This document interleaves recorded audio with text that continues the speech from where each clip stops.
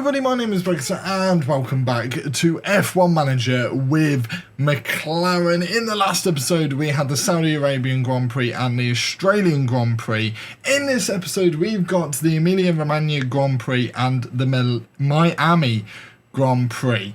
Now, I'm going to walk you through the Italian Grand Prix now, but to say that I royally messed it up is a bit of an understatement. I mean, you may as well just hear it from me. Connor, run through the Italian Grand Prix. Before this race began, we finally got to design our rear wing, and then we ended up being able to manufacture it. We're looking at the dates, and we knew we would be able to actually get it in time for the next race, which was brilliant for us. So we started that project, and then we attached the new chassis and the new rear wings to the cars before this Grand Prix. So our car is better than ever before.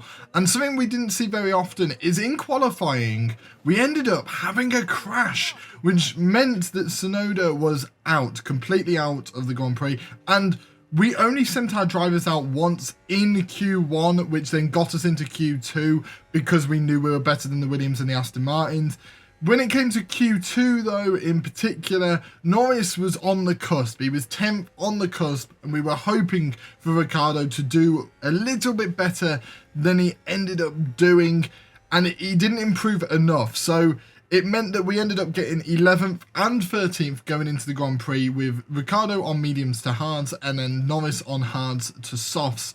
And this race ended up being quite difficult. We were struggling to make up places during this Grand Prix, but as you can see here, Ricciardo pulls off an amazing move to get past Ocon, and Norris took a while to get past him, but eventually managed to get past Ocon once Ocon lost DRS range, which then meant that both our people were in the top 10 and were in the points scores. But we ended up basically staying exactly where we wanted to stay for ages. Managed to pit Norris, who ended up coming out just behind Ricciardo, which we wanted Ricciardo to maybe get ahead of Norris, maybe so then Norris could use the DRS range before basically while he's on the softs, and then go past Ricciardo, which eventually he did do, and then Ricciardo could use the DRS from Norris, but he did end up losing it. But what we did end up losing was fuel. We lost way too much fuel,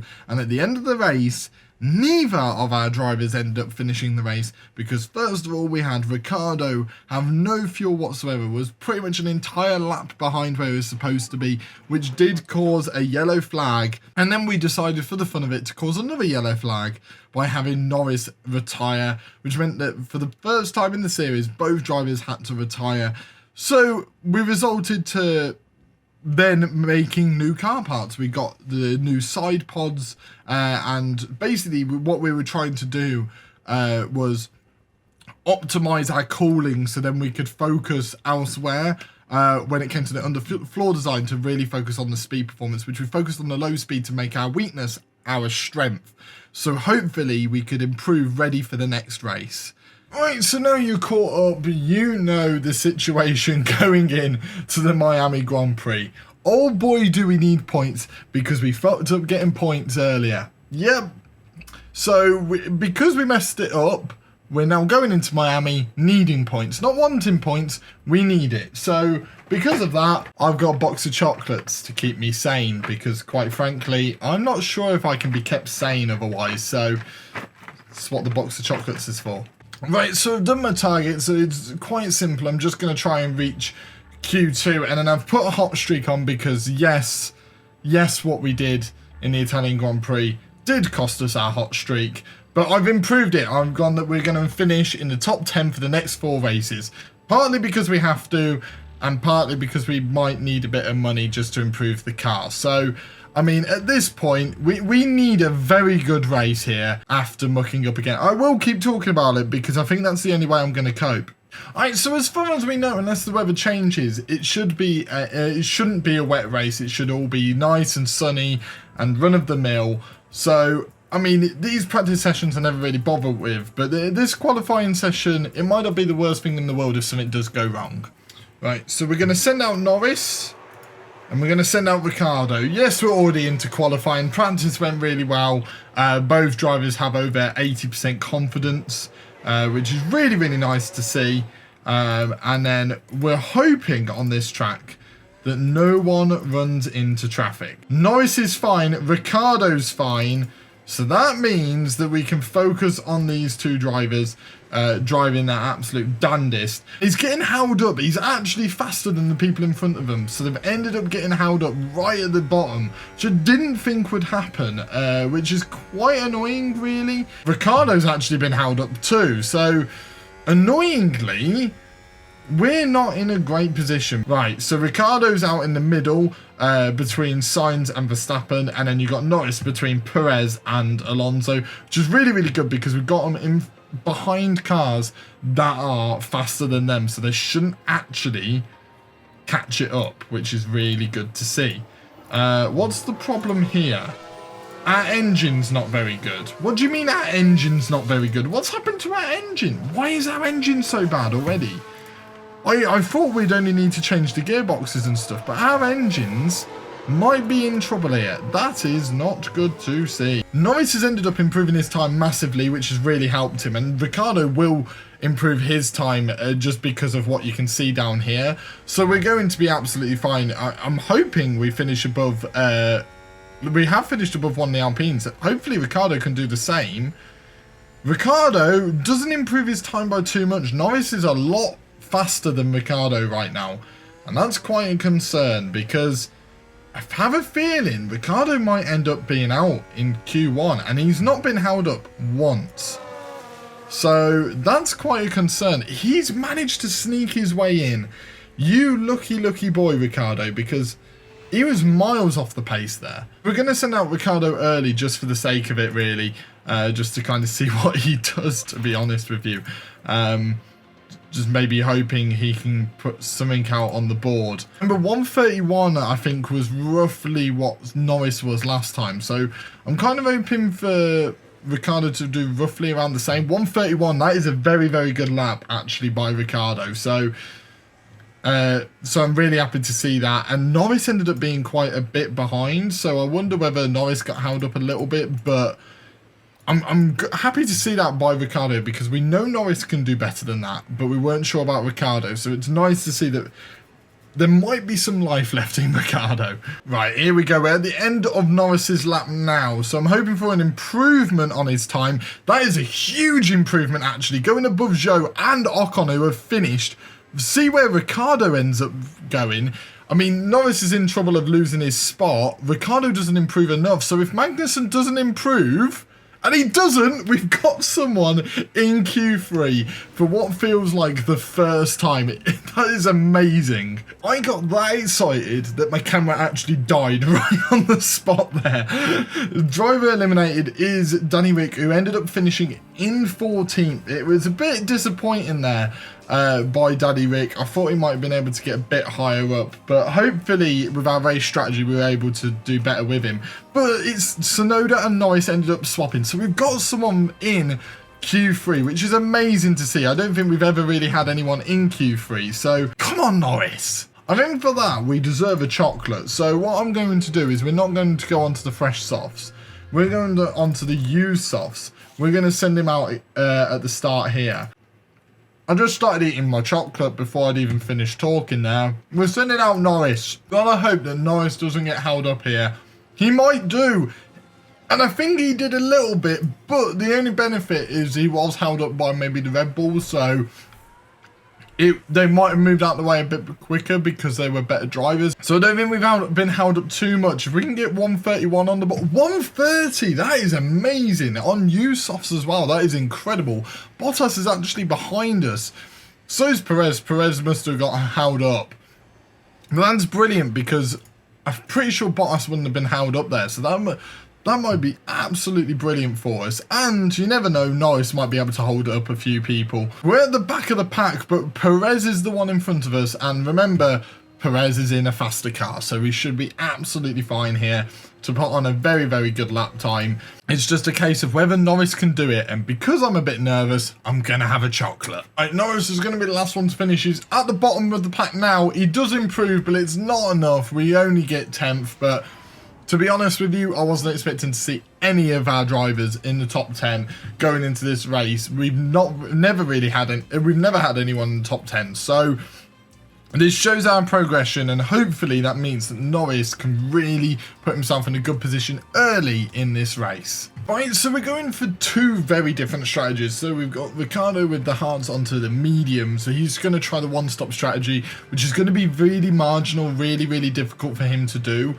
But I feel like with him starting 14th on the track, I don't think we can afford to two-stop him, because I think that would guarantee him not finishing in the points unless he has an incredible start. Whereas Norris, we're going for the two-stop. We're going for medium, softs. We're going to try and end on the softs to try and really catch up if we are behind. Start off on those mediums, go on to some more, and see where kind of the race takes us, really, with Norris. Ricciardo's kind of set on this one-stop strategy. Norris, I mean, it can kind of change up depending on if we get safety cars and stuff. But I feel like if Norris can start off well, this two-stop strategy will work, because I think some of the other drivers might be going for the two-stop as well. I think a lot of the teams will split strategies, so we're doing it like this. It's very risky. I think only one of these will get points, but hopefully we get points with both. Lights out and away we go.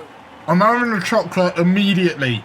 And we've got the camera on Ricciardo. We can see Norris in the distance, trying not to get overtaken here by Tsunoda, as Ricciardo's actually making moves. Come on, Ricciardo. And Norris has lost his place already. At the very start of this race, he's already lost it to Tsunoda. This is not good. I did not realise that the chocolate that I'm having is a toffee chocolate, so this is really, really difficult. We look at everyone's tyres, everyone is splitting strategies. That's exactly what I expected to see. It's a bit of a shame, but I mean, I say it's a bit of a shame. It's exactly what I expected, so hopefully that actually works in our favour. This is a very familiar position again, where both our drivers are right next to each other at the start of the race, which isn't necessarily the worst thing in the world, especially when they're on two separate strategies. But I mean, it's just disappointing that Norris didn't manage to push on himself, which we were really, really hoping he would. Oh, what happened there? What in the world happened there? Because we've just jumped up a few positions. What in the world's just happened? Something happened with the Alpines. What in the world happened here? Oh, I'm so confused. I think Alonso just lost the car. I'm not going to lie, I genuinely think that's what happened. That was really odd. I've never seen that on the game, to be honest with you. That was so odd. That was so unbelievably odd. I mean, I'm not going to complain, because quite frankly, it's put us in the points, but that was so odd to watch. I've not really seen a driver just randomly go out on the side without actually saying that they ran wide.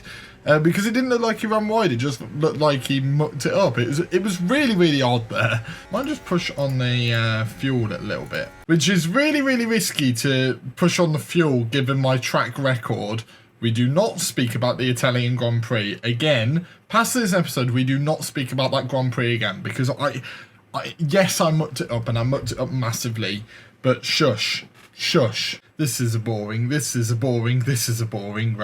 Oh, here we go. I was literally just sat here going, this is a boring race, as Russell decides to muck up on the corner the exact same way that Alonso did. So I don't know what's happening on on that specific corner, but for whatever reason, everyone seems to be mucking up on it. It's weird. Oh dear.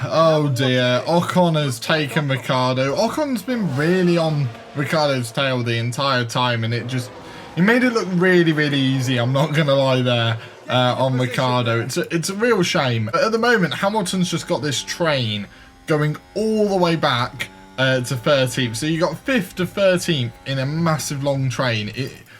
On the map here, you can literally see it. It's ridiculous, and I think they're all going to end up trading places. I think which strategy ends up working is going to come into play here, and that is going to be the difference between whether we get points and whether we don't at this point. I expected to see it, but Russell eventually took Norris. Norris lost DRS with, I think it is Tsunoda in front of him.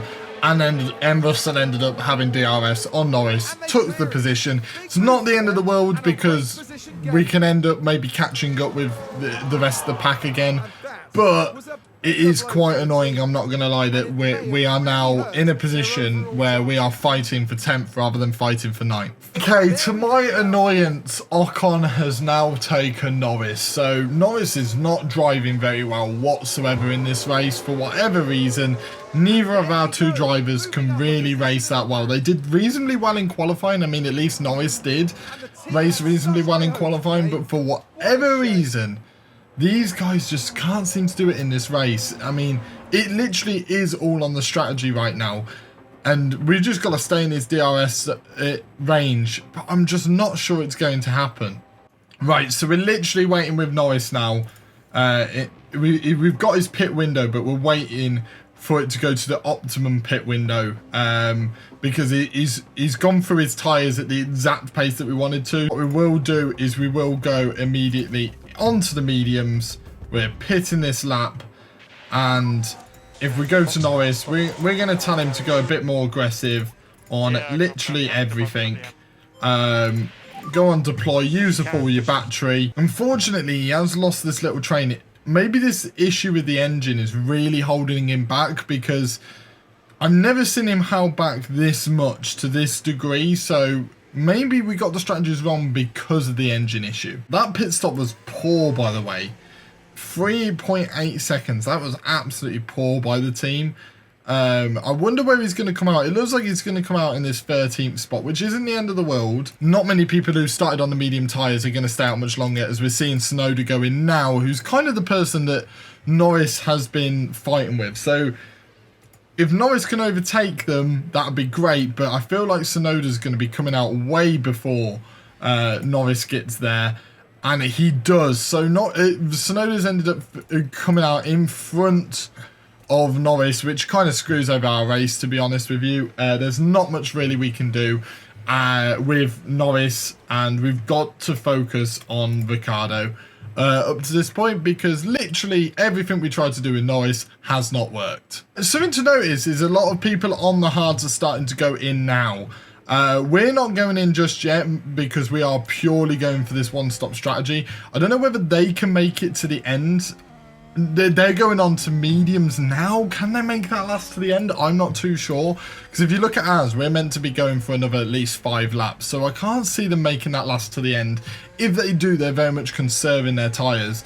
What we're going to try and do is keep up with Perez here, who is on medium tyres, on our hards. Try and keep up with him as much as possible. Use the DRS on Perez as much as possible, so we can really try and get in the points once we've pitted, and then hope that everyone else has to pit again. That's kind of the strategy with Ricciardo, which isn't going to create the most exciting content in the world, but from my end, I am absolutely shitting bricks. There seems to be a little slight engine issue on Ricciardo as well, so I don't think that's going to affect him as much as it did Norris, because Norris has had it from the very beginning. And it's already on like that 45%. It's only just crossed the 50% so it marks, so it shouldn't bother Ricciardo as much as it is possibly bothered Norris. We're going to go all out with him right now, because we are going to pit for the mediums with Ricciardo, so he is coming in now. We are literally just deploying with him to try and get him as far as possible, because by pitting now, we're coming out 15th. This has not been a good race for us whatsoever. Just for whatever reason, our drivers cannot get any speed on this track. That was a much better pit stop than previously. Ricciardo's going to be coming out now. Norris has passed him, so currently Ricciardo is 12th, not 15th, which is what it predicted. We've ended up coming out just behind Norris, so Norris will have to pit again.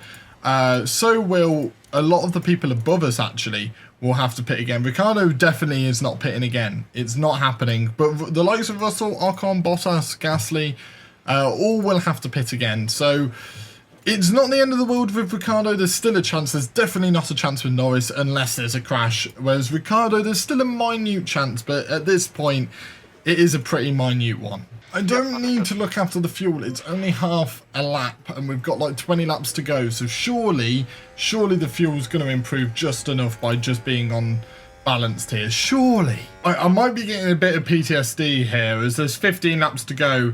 The improvement on the laps wasn't enough. It literally didn't improve, so I'm literally having to tell them to conserve past this point. Although, something of note, everyone is pitting, and Ricciardo has gone above them. The likes of Gasly, Bottas, Russell, Ocon all pitted. They're all doing a very similar strategy to Norris, so it's going to be an interesting one for sure, as they've managed to improve their fuel just enough. And as of right now, we do have Norris and Ricciardo in the points, but I feel like the only person we can get it with is going to be Ricciardo. There's been a crash. This could help Norris. If there's been a crash, this could help Norris a lot. Zhou has crashed. That is, it actually does kind of help us out. What was the crash like? So he goes in here, yeah, and he does just crash into the side. So That was a big crash. not good for Zhou, but good for us, because at the end of the day, he was one of our competitors, so it stops one of them competing with us, and Magnussen's now gone out of the equation. I mean, we're in a good position here, I think, of getting points. It's just a matter of trying to get those points, as we will pit. Ricciardo, however, is having a great time. He's just plodding along, and it's this one-stop strategy with Ricciardo is currently working well. Please be a good pit stop. It's off, it's on, it's a good pit stop. That's much better than the last one he had. It was touted to come out in 13th. He comes out in 12th, only just in front of Alonso. So it's not really been that good for him. And I will kind of tell him to not get aggressive. Oh, I think we're literally waiting for the latter bit of this race where we are going to have to really push to keep whatever position we have at that time. Oh, just because Norris hasn't had enough of a bad race so far. He's been overtaken by Alonso pretty quickly. So if there was any confirmation that Norris's race is done, this is the confirmation we need. And literally not even a lap later, Gasly has taken Ricciardo pretty quickly. Yeah, that's not good for us. That kind of puts us down to 8th. We're running out of positions where we can get points. Well, there's been another crash. Who's crashed this time? What the hell's going on? Who's crashed? Right? Because we need to know. We need to know who's crashed. Tsunoda crashed. He has crashed into the sidewall there. I don't know whether he will pretty much... I'm pretty sure he'll have to pit, right? I mean, he's coming up to the pit. He's still ahead of us, but if he does have to pit again, that's going to negate Gasly overtaking us, because that means we should probably get points past this point. So I'm kind of eagerly waiting to see if Tsunoda ends up in the pits. He does end up in the pits. He's had to pit because of that crash. And it's literally perfect for us. I can't even put into words how perfect that is for us. As Ricciardo will then go back into 7th, and we will be absolutely fine. We are in a good position here, as long as he can conserve his fuel, which is what we've told him to do.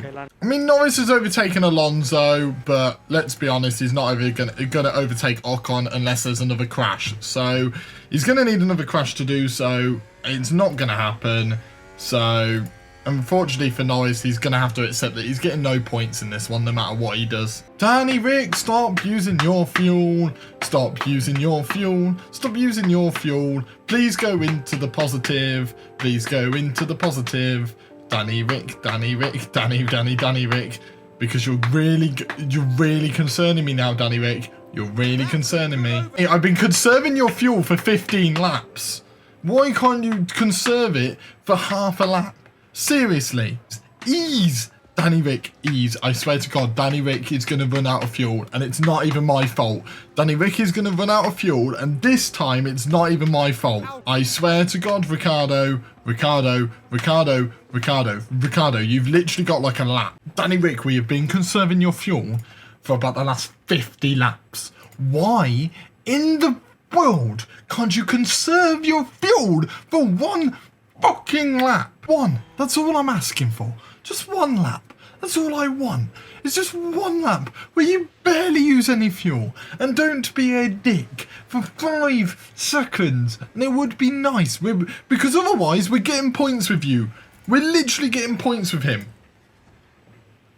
I almost don't mind Bottas taking us because right now we've got no fuel. It is beyond me at this point how ridiculously stupid Ricardo is being. We're trying to deploy with Ricardo. First place is taken. That's not my concern. My concern is we've got no fuel. We've literally got no fuel with Danny Rick. I mean, Norris, you can enjoy yourself, mate. Enjoy yourself. Push. Enjoy yourself. Because I'm currently looking at Danny Rick. I swear to God, Danny Rick. Danny, I swear to God, you've literally been trying to conserve for 5 laps, minus 0.1 laps on your fuel. If you cannot conserve 0.1 lap in literally 5 laps, you do not deserve to finish the race. And that's not even my fault. It's not even my fault, and he's not going to finish it. He's not going to finish it, and it's not even my fault. He's going to run out of fuel. He's going to run out of fuel. Has he run out of fuel? Yes, he has, because he's a fucking twat. Oh, I swear to God, that's 2 races in a row now. Oh my God, Norris, well done for conserving your fuel at the right times. He conserves so much fuel. Ricardo, however, is a knobhead. I'm fuming. I am fuming with Ricardo right now. Absolutely fuming. I've ran out of chocolates. That's how much they've put me on edge. I've ran out of chocolates. Could this possibly be the worst episode of F1 Manager? Because it's got to be up there. 3 retirements out of 4 drivers. Out of like 2 races, 2 drivers. But 3 out of 4 retirements. That's awful. That is all 3 because of fuel as well. We should have gotten so many points in the last 2 races. But because of our because of my idiocy and then the idiotic drivers. Yeah, we're going to put it on his reactions. To get his reactions to 80 and then try and get his defending up. But well done, Norris. In Ricardo's profile is absolute idiocy one of his traits. No, it is not. Right, that's good. It's good to know. Glad Ricardo isn't an absolute idiot. And I'm telling you now, if I lose any more drivers because of fuel, I'm literally going to lose it. Because that right there just shows that Ricardo has no control over his bloody car. Anyway, thanks for watching the episode. I hope you have enjoyed it. Hopefully in the next one there won't be as many retirements as this one, and it won't cause me to have a mental breakdown. But thank you for coming. Make sure to hit that like button. Do comment anything down below. If you want to comment Ricardo's an idiot, please do. And if you're new here, please do subscribe so you do not miss an episode, and I shall see all of you in the next video. See ya.